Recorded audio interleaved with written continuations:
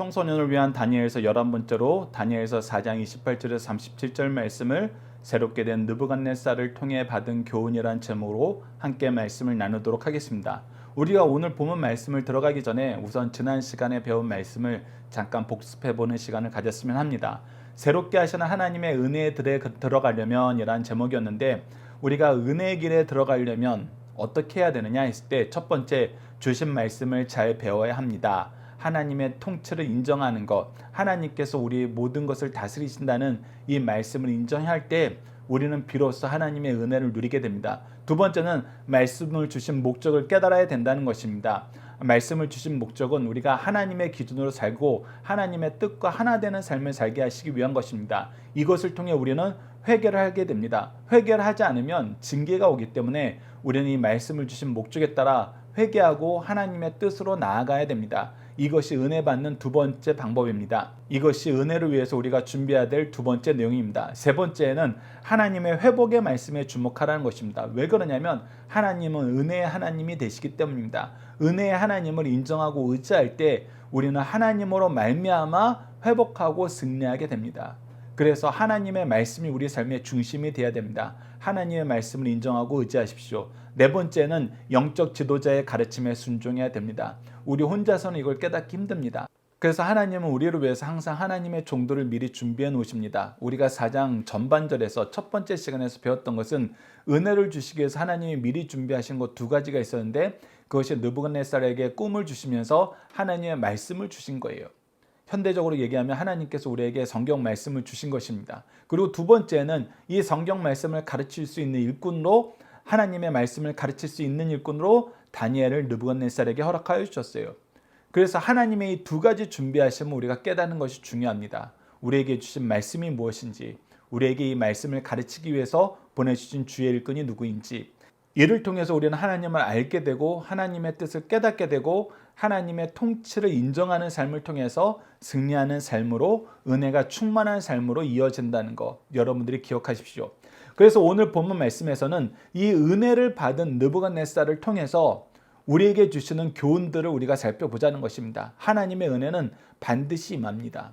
우리가 하나님의 종들을 통해서 선포되는 말씀과 그 종들의 가르침을 잘 따르고 하나님의 통치를 인정하고 우리가 회개하면서 하나님의 회복하심을 인정하고 의지하면서 살면은 이 은혜는 반드시 임해요.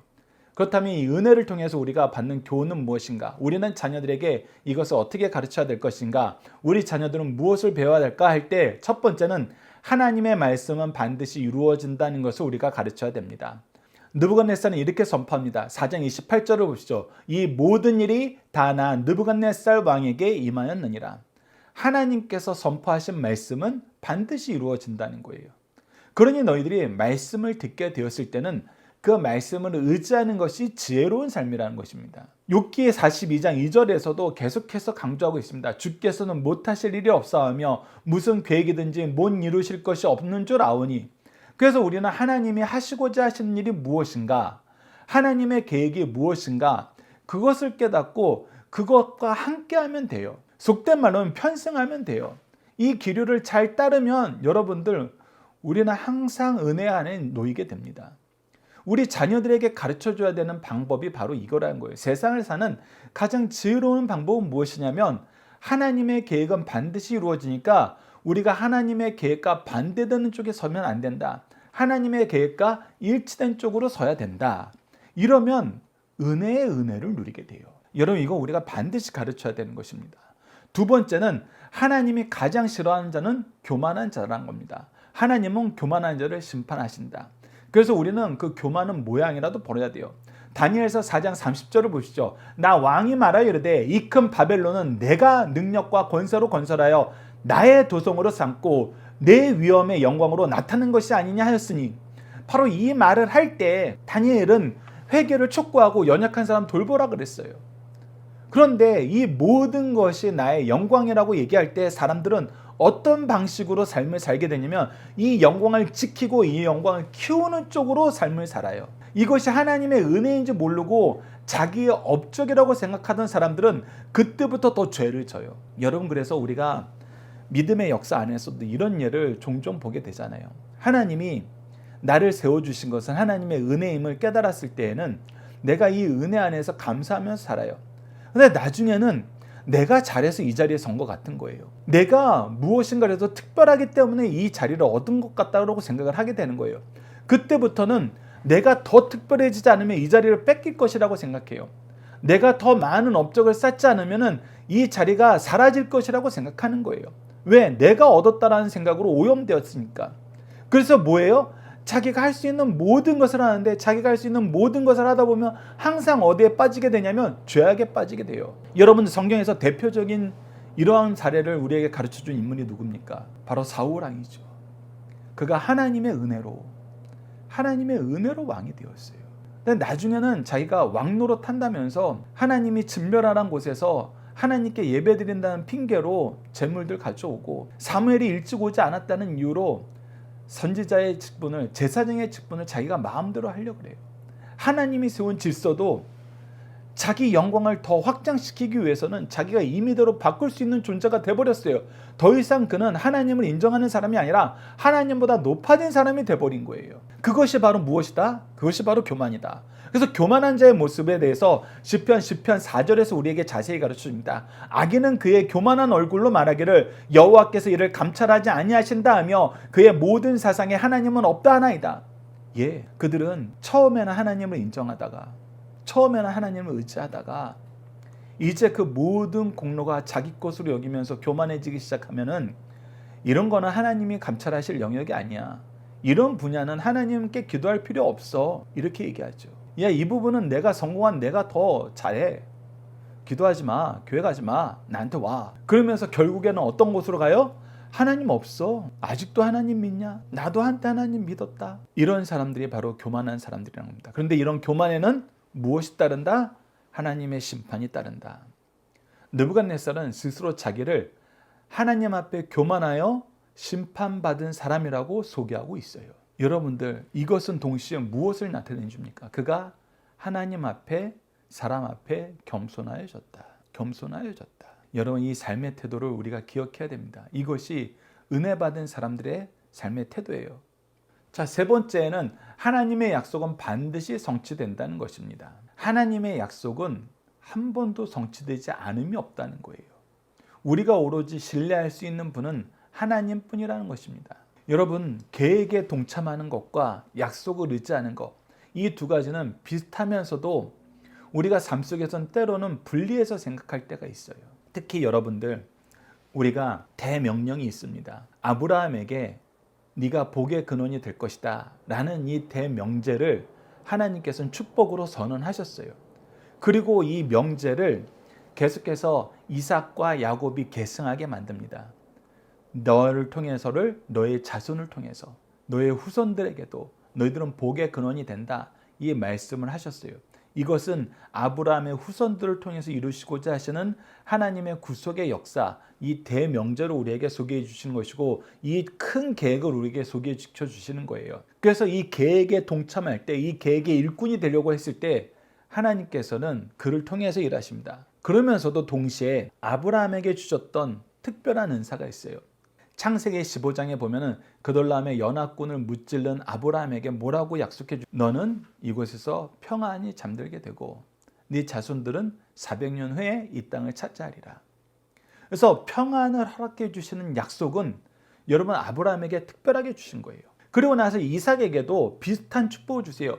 아브라함처럼 너희가 복의 근원이 되는 민족으로서의 명명을 유지하면서 너는 나를 신뢰하라. 내가 너와 함께 하겠다 그러면서 그가 농사를 짓게 되는데 다른 곳에서 농사 짓는 사람들보다 상상할 수 없을 만큼 큰 결실을 맺게 돼요. 그것이 뭐예요? 하나님이 이삭에게 약속해 주셨던 특별한 은총이에요. 특별한 약속이에요. 이것은 야곱에게도 이어집니다. 야곱에게 무엇을 약속이죠? 네가 이 땅으로 돌아오리라.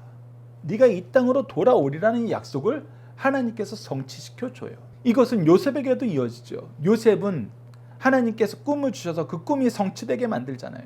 그의 형제들과 부모가 그를 경배하면서 그를 민족의 지도자로, 그를 민족의 구원자로 세우시려는 하나님의 계획이 성취되는 것을 우리가 보게 되잖아요.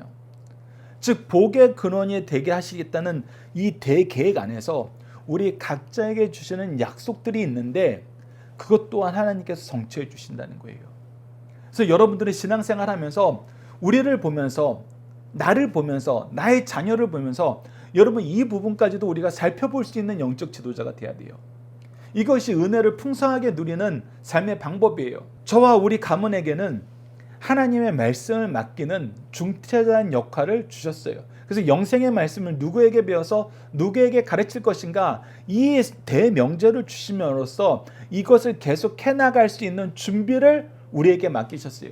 그래서 아버지를 통해서는 연속 강해 설교집을 성경 66권을 다 하도록 즉 인도해 주시고, 저는 그 일을 도우면서 강좌로 만들어서 이 시대에 여러분들이 좀 더 편하게 이 말씀을 접할 수 있는 계기를 준비해 주는 거예요. 그러면서 우리 아버지에게 주셨던 특별한 약속과 은총이 있고 저에게 주셨던 특별한 약속과 은총이 있어요. 그것 또한 하나씩 다 이루어 주세요. 그래서 이러한 하나님의 역사를 우리가 주목하여 볼 줄 알아야 되고, 이 안에서 믿음의 가문들이 얼마나 많은 승리의 역사를 갱신하는지 여러분들 보실 줄 알아야 됩니다. 그래서 우리 가문에게, 우리 교회에게 주신 이 축복의 큰 기둥, 그러면서 우리 개개인에게 주시는 이 약속의 성취들, 여러분은 이것을 느부갓네살을 새롭게 하시는 하나님의 역사를 통해서, 우리가 은혜의 역사를 통해서 경험해야 된다는 것입니다. 그래서 하나님이 느부갓네살에게 주신 그 약속을 반드시 성취하는데, 그 약속이 무엇이냐면 징계의 약속인가 동시에 회복의 약속이었어요. 다니엘서 4장 33절로 34절의 전반절을 봅시다. 바로 그때 이 일이 나 느부갓네살에게 응함으로 내가 사람에게 쫓겨나서 소처럼 풀을 먹으며 몸이 하늘 이슬에 젖고 머리털이 독수리 털과 같이 자랐고 손톱은 새 발톱같이 되었더라. 그 기한이 참에 나 느부갓네살이 하늘을 우러러 보았더니 내 총명이 다시 내게로 돌아온지라.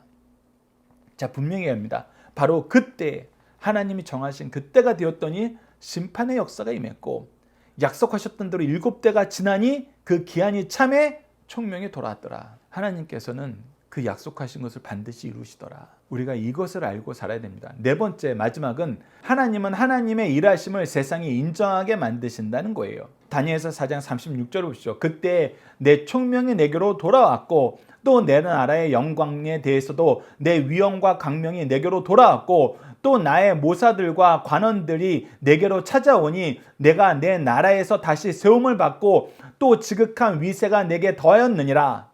자, 앞서 느부갓네살 왕이 30절에서 뭐라고 얘기했어요? 이거 다 내가 했다. 그런데 지금 뭐라 그래요? 돌아왔다. 이건 뭐예요? 내가 한 것이 아니라 누군가 주시는 것이다. 주시기 때문에 돌아왔다라는 거예요. 내가 했던 거라면 뭐라 그러겠어요? 내가 찾았다, 쟁취했다, 성취했다 이렇게 있죠. 근데 뭐예요? 돌아왔다. 이것은 주시는 것을 내가 받은 것이다. 그런데 그가 주실 때에는 세상의 상식 밖의 방법으로, 상식 밖의 내용으로 주시더라는 거예요. 첫 번째가 뭐냐면 내 총명이에요. 이것은 하나님이 주실 때는 주실 수 있어요. 내가 정신 상태가 온전해지는 거, 이거 하나님의 은혜다. 이것까지는 괜찮아요. 근데 내 나라의 영광? 여러분들 생각을 해보십시오. 우리가 현대에서도 어떤 나라의 리더가 건강상의 문제가 있을 때 그 나라 백성들이 이거 맡겨도 되나 말아야 되나, 더 시급하고 긴급한 사안들이 많은데도 불구하고 이 건강이 안 좋은 사람에게 이 시급한 일을 맡길 수 있을까? 차라리 우리가 이 시급한 일을 당하는 게 이 건강 이상한 사람들에게 나라를 맡기는 것보다는 낫지 않을까?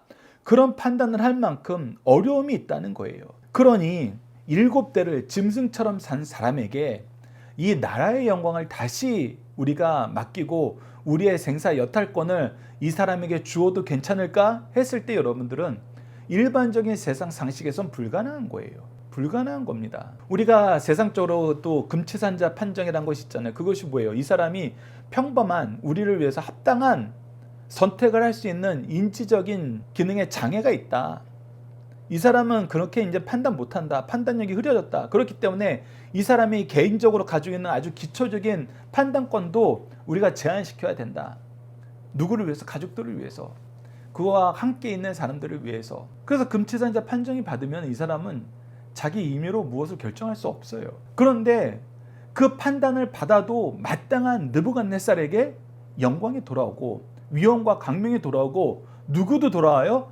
나의 모사와 간원들까지도. 아니 이 사람들은 생각이 있는 사람이에요, 없는 사람들이에요? 어떻게 7대를 짐승처럼 지낸 사람에게 다시 돌아올 수 있어요? 여러분 현대 정치사에서도 발견하기 힘든 모습이에요. 그냥 개인적으로 부족한 부분이 보여서 떠났던 사람들도 다시 돌아오지 않아요. 근데 이거는 굉장히 치명적인 약점이에요. 엄청난 장애예요. 그럼에도 불구하고 돌아왔다는 거예요. 누가 돌려주셨다? 하나님이 돌려주셨다. 그런데 이런 하나님이 무엇까지 허락하여 주시더라? 지극한 위세가 내게 더하였다. 이전보다 내가 더 큰 영광을, 더 큰 권세를 얻게 되었더라. 여러분 이것을 통해서 느부갓네살이 선포하지 않을 수가 없는 거예요. 무엇을? 이거 하나님이 주신 거다. 너희들도 알지? 세상적으로 나 이 자리 다시 올라올 수 없어. 이 자리로 복귀할 수 없어. 이 자리에서 더 큰 위세를 얻는다는 건 불가능한 거야 라고 얘기할 수밖에 없는 이 사람이 나를 봐. 내가 이전보다 더 위대해졌어. 이걸 주신 분이 누구시다? 하나님이시다. 그러니 너희들은 무엇하는 게 더 좋다? 나를 찬송하지 마. 우리가 기존에 믿던 우상들 찬양하지 마. 너희들은 앞으로 나처럼 이렇게 살아.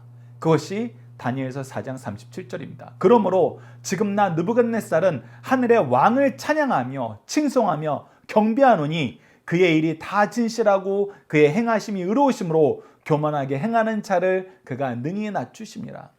이 말을 통해서 우리가 얻게 되는 큰 교훈은 무엇이냐면 느부갓네살 왕은 교만했어요. 교만해서 징계받았어요. 근데 그가 4장을 시작하면서 뭐라 그래요? 너희들에게 평안이 있길 벤다라고 얘기하면서 내가 나에게 이루어진 일을 너희들에게 말하는 것이 즐겁다라고 얘기해요. 즉 교만하여서 징계받아서 회개하고 돌이키는 것이 어떻더라? 나에게 너무 좋았더라. 그러니 너희들도 하나님 앞에서 회개하고 돌이켜 하나님을 찬양하고 칭송하고 경배하는 데 동참하는 삶을 살아라. 내가 볼 때 이것이 가장 좋더라 라고 얘기하는 것입니다. 여러분 여기서 우리가 크게 두 가지를 생각해야 됩니다. 첫 번째, 느부갓네살은 어떻게 이렇게 변화됐을까요? 어떻게 이 은혜를 받게 되었어요? 첫 번째는 뭐였습니까? 하나님이 그를 위해서 먼저 말씀을 준비하셨고 이 말씀을 해석할 수 있는 하나님의 일꾼으로서 다니엘을 준비시켜 주셨어요. 그리고 그 안에서 우리가 함축적으로 얘기하면 하나님께 회개하고 하나님의 계획과 약속 안에서 살게 되었어요. 그래서 다니엘을 통해서 그는 어떤 은혜를 받았냐면 하나님을 아는 은혜, 하나님을 인정하는 은혜, 하나님을 찬양하는 은혜를 받았습니다. 그래서 우리가 이 말씀을 통해서 크게 깊이 있게 생각해야 되는 것은 하나님은 하나님의 일꾼들을 통해서 세상 사람들이 하나님을 찬송하고 칭송하고 영광 돌리는 삶을 살게 하신다. 그래서 우리 개인의 목표도 무엇이 되어야 된다? 우리를 통해서 하나님을 찬양하고 칭송하고 경배하는 사람들이 많아지기를 바라는 것. 이것이 우리의 삶의 목표가 되어야 된다. 두 번째는 굉장히 부끄러운 교훈일 수 있는데 나는 과연 하나님의 일꾼으로서 하나님을 찬양하고 칭송하고 경배하는 것이 나의 삶에 가장 유익한 것이고 이렇게 사는 것이 가장 유익한 것이라고 선언해 본 적이 있던가? 느부갓네살도 선언한 건데 나는 선언해 본 적이 있던가? 우리는 이 선언을 가르치고 경험하게 하기 위해서 세우심을 받은 일꾼인데 우리조차도 이것이 우리 삶의 기초가 되고 방법이 되고 목표가 되지 않았더라면 우리 얼마나 부끄러워야 되는가? 이 두 가지 내용을 우리가 기억해야 됩니다. 그래서 우리도 우리 삶이 하나님을 찬양하고 칭송하고 경배하는 삶이 되도록 또 우리를 통해서 더 많은 사람들이 하나님을 찬양하고 칭송하고 경배하는 데 나올 수 있도록 이것이 하나님이 우리에게 주신 사명이고 우리에게 주신 계획이고 약속이기 때문에 우리가 이 계획과 약속함을 의지하고 인정하면서 살 때 우리는 축복의 은혜를 충만하게 누리게 되고 우리는 축복과 은혜의 통로가 되어서 세상을 복되게 한다는 이 다니엘서 교훈을 우리가 우리를 향한 교훈과 말씀으로 받아들이는 승리한 삶 가족 여러분들, 강성성경연구원 여러분들 되길 기도합니다. 다음과 같은 내용으로 기도했으면 합니다. 하나님의 말씀과 약속이 성취됨을 보며 겸손히 주와 동행하는 삶을 살게 하소서. 우리를 통해 찬양과 칭송과 경배를 받으시기 기뻐하시는 하나님, 주를 향한 찬양의 기쁨이 우리 삶을 떠나지 않도록 인도하여 주소서. 이 내용으로 함께 기도하고 주기도문으로 예배를 마치도록 하겠습니다. 하나님 아버지, 느부갓네살도 하나님의 은혜의 장중으로 부르시고 그를 위해서 하나님의 말씀을 허락하시고 하나님의 일꾼들을 준비해 주셔서 그로 하여금 하나님의 뜻을 깨닫게 하고 하나님의 계획을 인정하게 만들고 하나님이 주신 약속 안에서 그의 충만한 은혜를 맛보고 그를 선포하는 삶을 살게 하심을 저희들에게 보여주심을 감사합니다.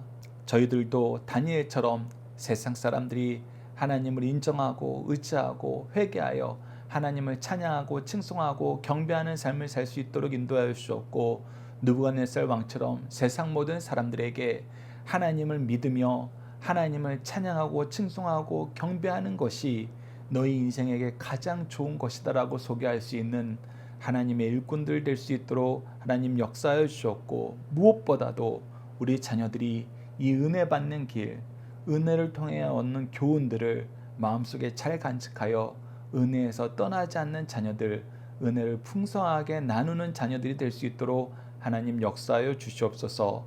함께 하심을 믿사오며 예수님 이름으로 기도드리옵나이다. 아멘.